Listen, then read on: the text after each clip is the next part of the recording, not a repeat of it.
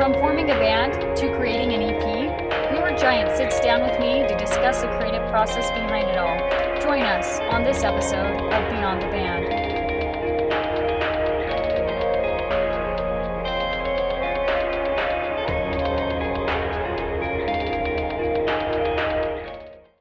Welcome to Beyond the Band with Kydee Stillman. I'm with We Were Giants. Joining me today is Ken. Josh. Jeff. Mike. So guys, tell me how you all formed your band. Well, it originally started with me and another guitarist at the time, and we came up with an idea that maybe we should try to play some music. And so we wrote a song, and it kind of progressed from there. We needed to form the right group and find the right people, and after lots of years of picking and choosing, we finally found the right people, I feel like. So we came from Boise, Idaho, and now we're just playing music for everyone. That's basically how it started. Tell me about your album. So Dead Society, our EP right now that we have out, we wrote how many years ago? It was a little while ago. About a year ago. About a year ago is when it was all released and stuff. Definitely worked on a lot. It's more talking about our societal flaws, if you will. Like, I mean, everyone can get under one roof and sit there and say, yeah, there's a lot of messed up things in this world. I mean, you got political issues, you got religious issues, you got, you know, day-to-day life issues like going to school, you know, for those who still go to school. I know that this gentleman over there.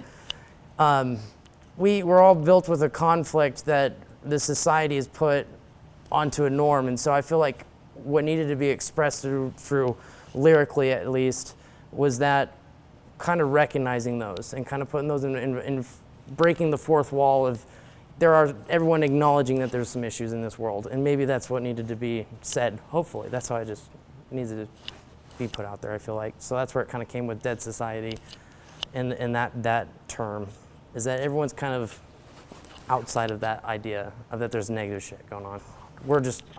Lyrically, I was trying to address it through this.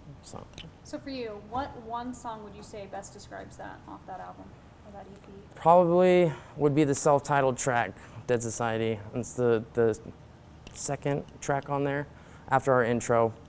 That kind of gives the introduction of what the EP is about and what our first statement, if you will, was to the world. What comes first, the lyrics or the instrumentals? Stay tuned to find out.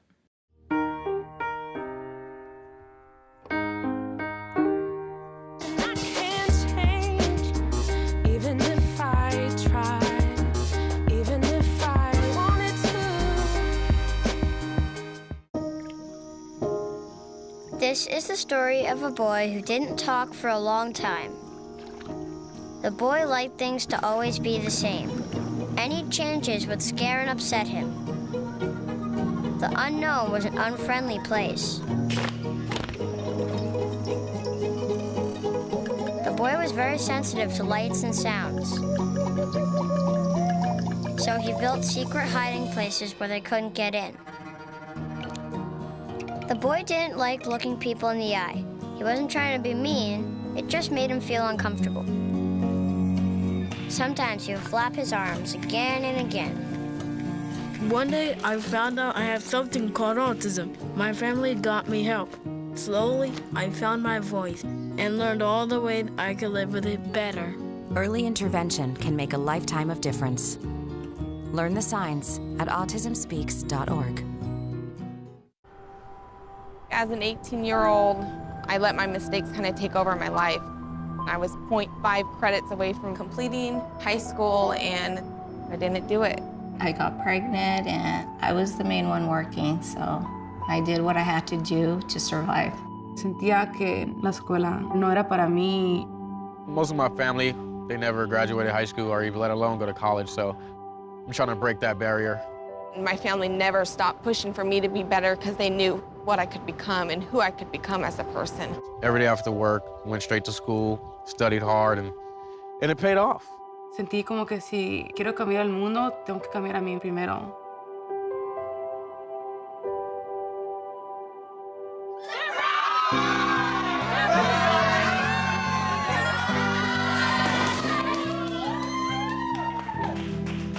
I could not have gotten my diploma without my family.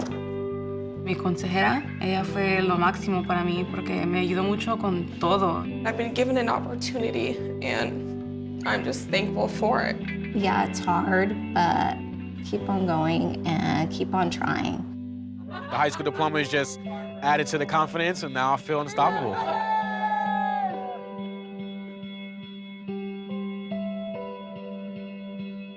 Find free adult education classes near you at finishyourdiploma.org.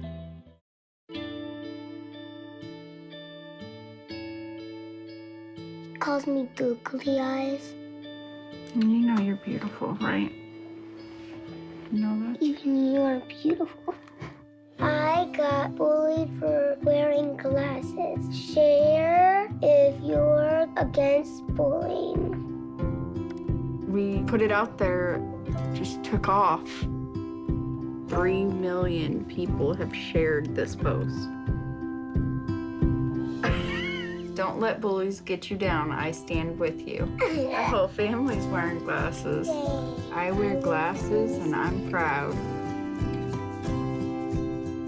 I even have the army on my team. All the kind comments brought my child joy. I don't feel thank you is enough. That's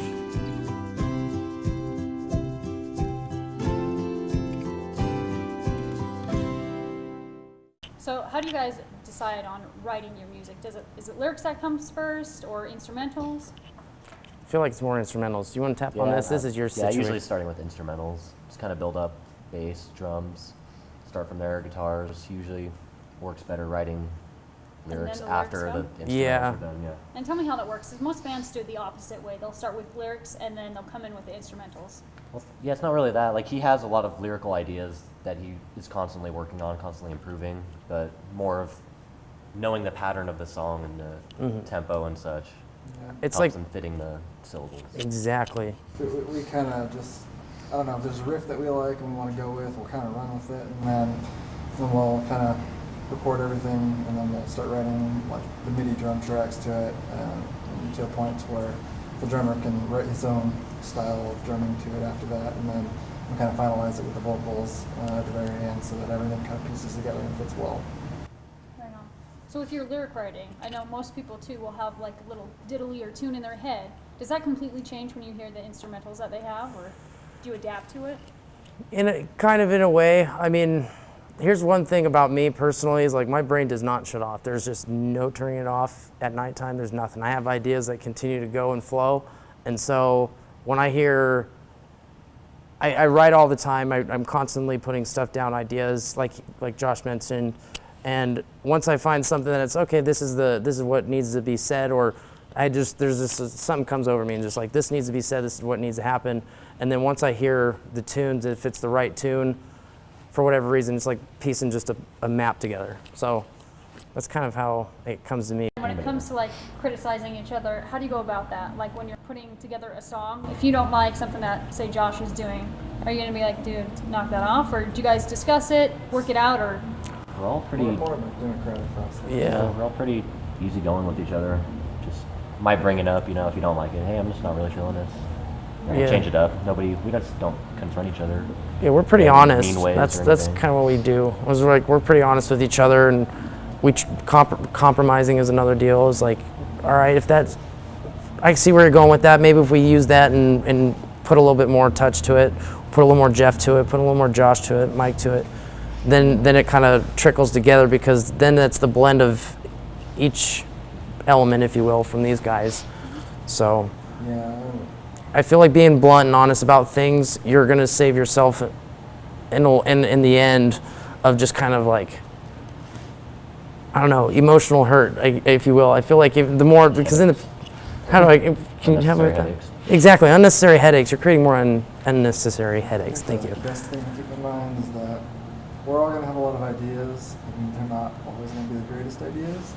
So you got to be able to take criticism in a way that it's not going to be like, oh, it's the end of the world, I'm upset because you guys didn't like that one thing. Yeah. I mean, we try to write a bunch of material and find something that fits and suits us, and then we kind of run with it, and then we start kind of, just building off of it slowly but surely until we get something that we like. Mike, I've got a question for you, just since you're so quiet over there. So what does it take going from writing your music, taking it to producer, and then taking it on stage? Like, while you guys are talking to the producer, is that kind of where you're coming up with ideas on how to perform it live, or is that? Well, I actually joined the band after this EP was released, so I didn't go through the whole production part of it. I just came on, I learned the songs. The previous drummer helped teach me the songs and walk me through like how he wrote them out and everything. So I don't have much experience there, but moving forward, like Jeff was saying, you know, we'll start with writing the drums in MIDI in a DAW program, and then from there I can just kind of write out fills and kind of it just gives me a better idea of where I'm going with the rhythm of the song, and then translate it onto the kit. And yeah, because I mean, writing MIDI allows you to, it allows you to do stuff that you might not normally do, because you're actually just like writing it out in a computer program and then transcribing it and creating a whole new piece of work, and then going through and then editing everything to fit the song pretty much. So you being newer in the band, how is that jiving with these gentlemen? Oh, I Like, think they like me. Like, especially like live performing, was it kind of? Yeah. I mean, I had a little experience. I was in a band a few years ago. We just played a lot of local shows around the city, nothing too crazy. And then, joining We Were Giants, I wanted to work more on my stage presence. I felt like I was always a little more stiff. Kind of loosening up more on stage, because that's, you get a lot of energy just from that. The music carries that too, but you also want to, perform it and just not just look like a robot.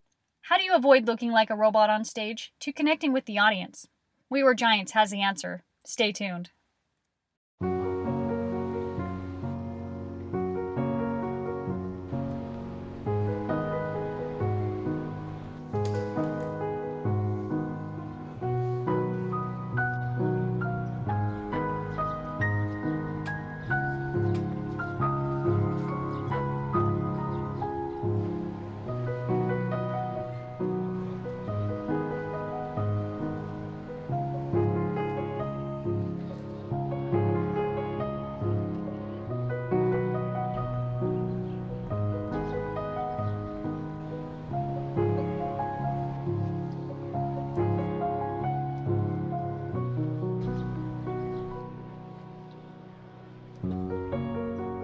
We'd do anything for kids. Yet 1 in 6 children in the U.S. struggle with hunger. Help end childhood hunger near you. Learn how at feedingamerica.org.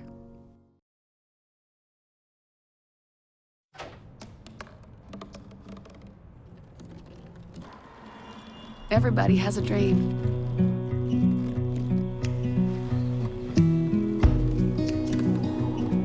Mine was to see the ocean.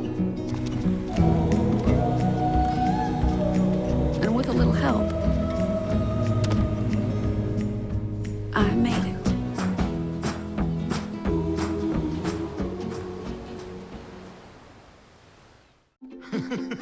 I'm a retired school psychologist, and helping people was my thing. I was very independent and thought I could take care of myself. I fell, and I had to have Meals on Wheels. After my stroke, when Meals on Wheels started, I was on the other end of the stick, so to speak. Meals on Wheels, coming to my door as someone who's housebound, having someone check on me, assures me that I'm not forgotten. Meals on Wheels has given me a mode of freedom that I wouldn't have otherwise. We're the clients. We are the clients. We are the clients of Meals on Wheels. America, let's do lunch. 1 in 6 seniors faces the threat of hunger, and millions more live in isolation. Drop off a hot meal and say a quick hello. Volunteer by donating your lunch break at americaletsdolunch.org.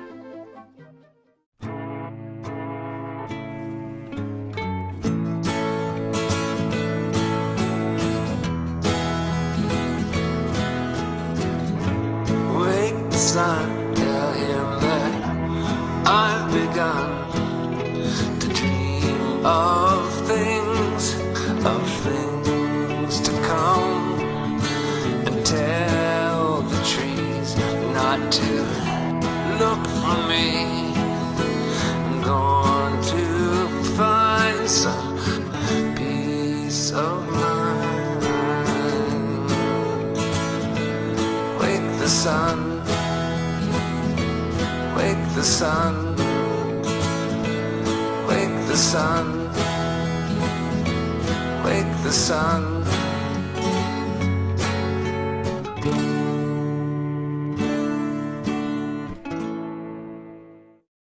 What is one of your main songs that you connect with when you're performing? I'm gonna let you guys take this one. How about that? You guys start over there. Words, just because it kind of ends with a bang. Just a heavy breakdown, and something about it just flows. It's just one of those songs that it's the reason that we end with it, just because it's powerful and it's fun. So. Is there any others that resonate with you guys, or that when you're on stage playing that you connect with the audience, or you feel something? I think Dead Society will probably be runner up to that. It's just catchy in its own, you know, and a lot of people can get into the lyrics and sing along with it. And then Rise, obviously, which is the one that we have the music video for, which is probably one we're most notorious for. It's probably the one everybody that's listened to us probably recognizes and listens to most, I would assume. And why would you say that people listen to that song the most? It's probably one of the catchiest choruses we've got. It's easy to get into. It's a statement, and everybody can sing along with it. It's one of those songs that you can learn the lyrics to very quickly. It's not difficult to learn it, and you can sing along as soon as you know it. So even if you haven't seen us before, we can definitely go over like the lyrical content in like just a few seconds, and somebody can catch on and get into it. Right on.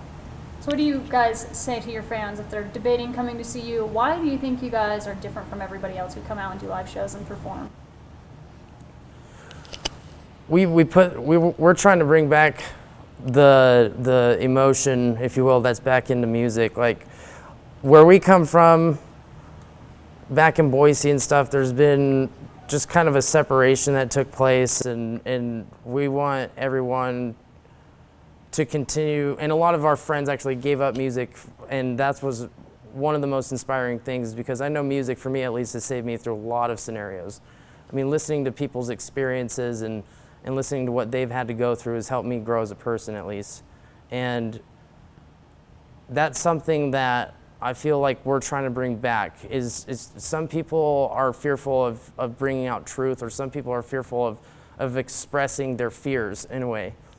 But knowing that everyone has fears or similarities within those fears, we're all technically got some connection, right? I mean, I go through day-to-day basis on struggles and all that kind of stuff, and I just know that there's other people that do the same. So that's what we're trying to bring out the realization that we all got something, we're all connected at some way, in some way, shape, or form, which I feel like music in general is one of the things. So we want to bring back that heart back onto the stage, and we want to grasp people to the level of where they forget that they're actually going to a show. Like they're actually leaving their problems at the door.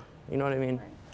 So it's just kind of, that's, at least for me, I don't know if I can speak for all you guys, but that's one of the reasons why I feel like we stand out on the stage, is because we're trying to bring that passion back. We want people to feel that emotion. Right, and so.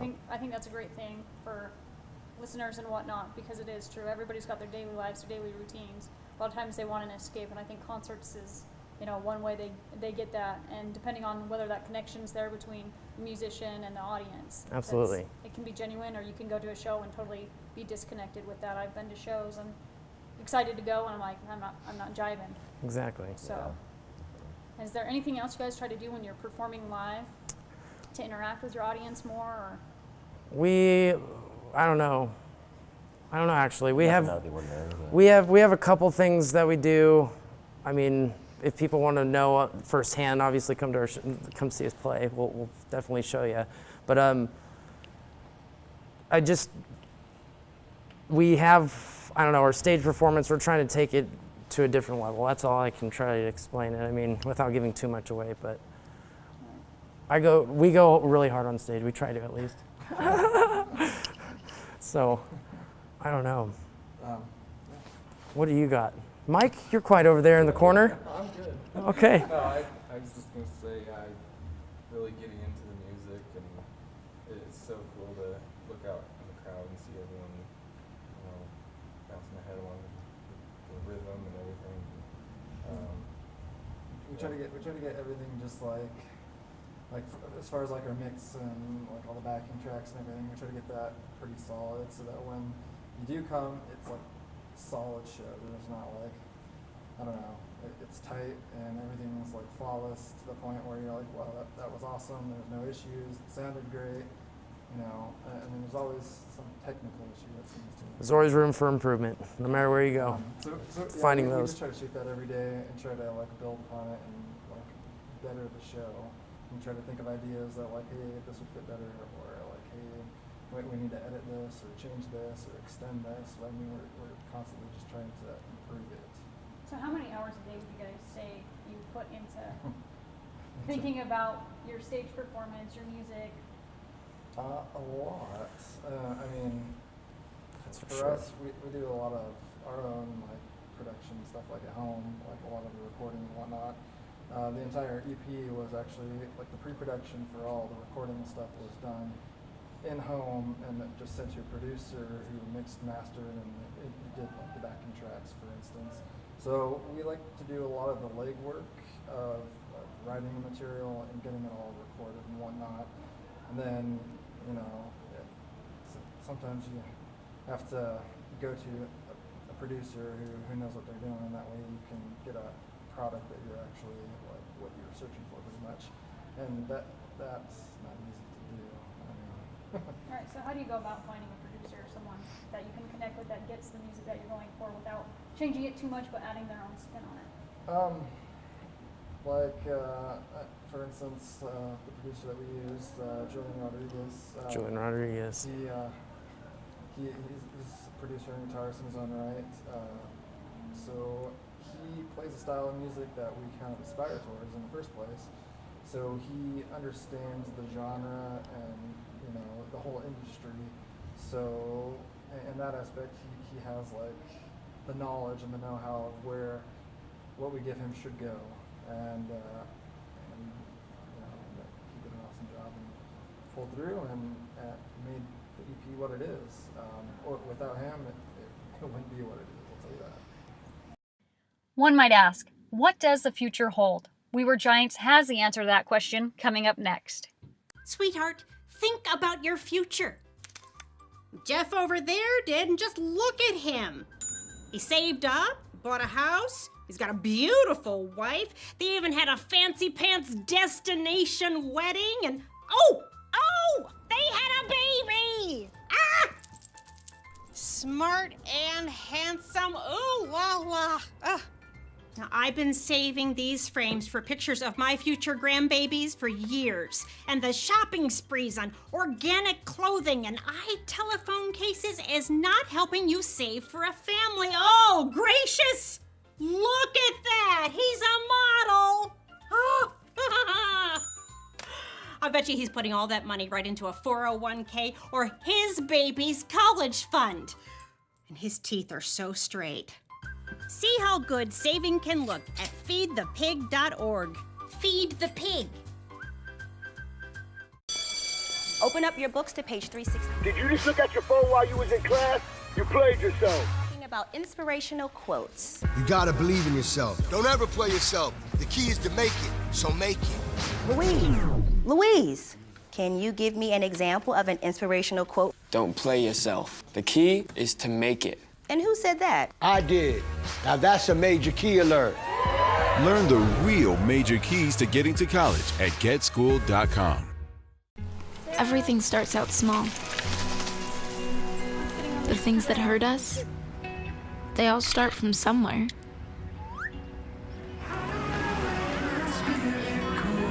The words we say, the things we do, that can grow into something else. What was small and innocent can become big and sometimes scary. All it takes is one comment, one picture, one video for something to catch fire. But a big problem doesn't need a big response. Not at first. Even if we don't know what to say, the eye emoji can be that first step we take. Let's all pledge to take that first small step together and change the world in a big way. I'm a witness, and so are you.